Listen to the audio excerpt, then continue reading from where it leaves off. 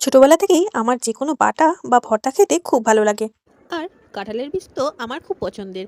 কাঁঠালের বীজ ভাজা, তরকারি, সেদ্ধ সবকিছুই আমার খুব ভালো লাগে। তাই ভাবলাম আজকে একটু কাঁঠালের বিচি ভর্তা করা যাক। তার জন্য সবার প্রথম আমি কাঁঠালের বিচিগুলো সেদ্ধ করে নিয়েছি।